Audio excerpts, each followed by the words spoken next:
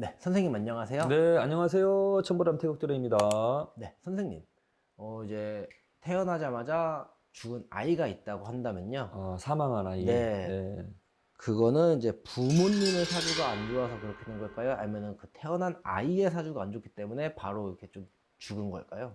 일단은 그것이 우선순위를 따진다면 네, 태어난 아이의 운명도 안 좋았지만은 또 살아있는 부모의 또 운도 뭔가가 안 좋아서 일어나는 현상인데 순서를 본다면은 일단 부모의 사주 운이 안 좋기 때문에 아이가 그렇게 이제 태어나지 못하고 일단은 사망한다고 볼 수 있고요. 그리고 그 아이는 뱃속에서 태중에 있을 때부터 부모님의 영향을 받아요. 네, 아이는 선택권이 없어요. 그냥 우주에서 보내는 대로 엄마 아빠가 뭐 사랑을 해서 뱃속에 이제 잉태해가지고 거기에 이제 뭐 3개월, 4개월 지나면서 이제 혼백이 들어가서 자리를 잡죠. 그러면 뱃속이 아이한테는 세상이거든요. 엄마 뱃속이 자기가 자랄 수 있는 세상이야. 그러면은 세상 밖으로 나오는 게 출생이거든요. 세상 밖으로 나오는 게 출생. 그럼 출생을 했을 때도 스스로 일어서기에는 자립하기에는 어려운 상태잖아요. 엄마의 젖을 먹어야 되고 엄마의 보살핌, 엄마의 사랑으로 크기 때문에 아이의 선택권이 없어요. 그러나 아이가 뭐 일단은 좋은 사주팔자로 잘 태어나면은 출생하고 난 이후에 아이가 온전하게 건강하게 잘 살아갈 수가 있겠지만 사주팔자가 너무 안 좋게 뭔가 정해져 있다면 태어나자마자 얼마 못 살고 또는 바로 또는 살아도 얼마 못 살고 세상을 떠나게 되는 일이 생길 수 있는데 일단은 아무리 이 사주팔자가 안 좋아도 엄마의 영향을 부모의 영향을 받을 수밖에 없습니다. 아기는 왜 스스로 자립할 수 있는 그 상황이 아니야. 그럼 부모의 영향을 무조건 받아야 돼요.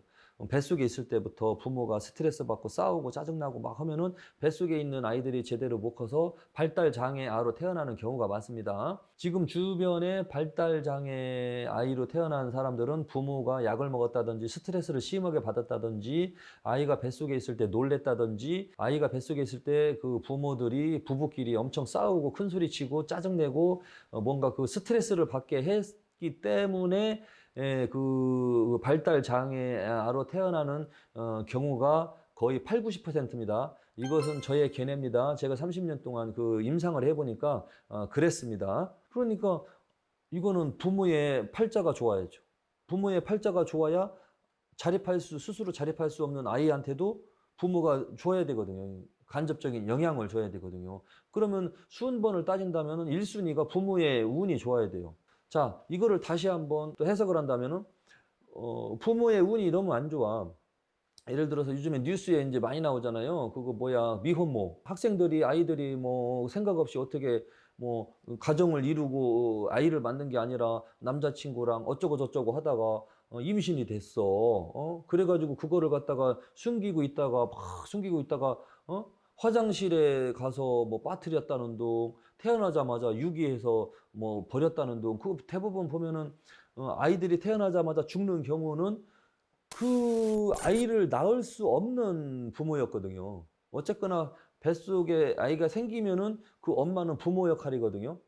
그러면 그 부모가 뭐 가정 환경이 안 좋았다든지 가출한 소녀일 수도 있고 집안이 안 좋으니까 일찍부터 나가갖고 남자 친구랑 관계하다가 임신까지 되죠. 제대로 집안이 분위기가 되고 가정 교육이 돼 있었다면 그런 경우가 있겠습니까? 그러니까 그 아이의 엄마 인생 자체도 안 좋은 거죠. 그러니까 뭐 아이를 키울 수 없으니까 뭐 병원 가서 수술할 병원 돈은 없고 남자친구랑 만난 것은 뭐 자기 남편감도 아니고 정식으로 결혼해서 모든 걸 갖춘 다음에 아이를 임신한 것도 아니고 그러니까 대부분 그 조건을 갖추지 못한 상태에서 아이가 만들어지면은 대부분 사망이거나 태어난다 하더라도 이런 그 보육시설로 보내지게 되거든요. 자, 이거는 보면은 아이의 부모 역할을 하는 사람이 인생이 안 좋은 거예요. 그런 인생을 가진 부모한테 아이가 태어난 것도 인연법이겠죠. 그건 이제 두 번째인 거죠.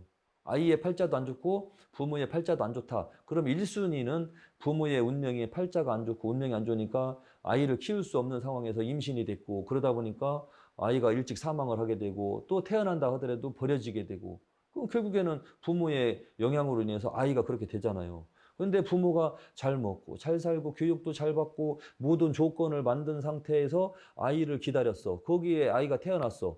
그러면 그 아이가 그쪽으로 인연법이 돼서 태어난 거니까 좋은 사주팔자로 태어나겠죠. 그런 이치인 거죠. 그러니까 이제 순번을 선택한다면은 제 개인적인 생각으로는 아이를 키울 수 없는 상황에서 부모가 팔자가 안 좋은 상태에서 낳은 거. 그리고 이제 예외로 모든 조건을 만들고 갖추어진 상태인데 결혼도 했고 아이를 키울 수 있는 능력도 있고 준비가 되어 있는 상태인데 태어나서 아이가 사망하는 경우가 있거든요. 그런 경우에는 아이의 운명도 이제 안 좋다고 볼 수 있지만 그때의 엄마의 운이 안 좋은 거예요.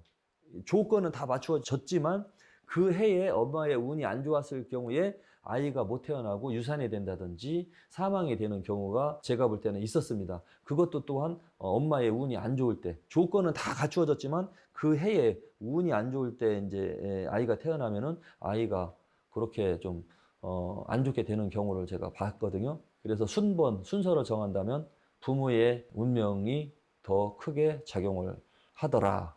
그렇게 말씀드릴 수가 있겠습니다. 이제 아이가 태어나자마자 죽었다 그러면은 아이의 사주보다는 좀 부모의 좀 어떻게 보면 자식운이 없는 거네요. 그렇죠. 자식운이 안 좋고, 그래도 그 해에 운이 안 좋으면 그렇게 이제 또, 수술수로 그런 식으로 벌어지기도 하고 그러더라고요. 네, 알겠습니다. 오늘도 좋은 말씀 잘 전해 듣고 가겠습니다. 네, 감사합니다. 감사합니다.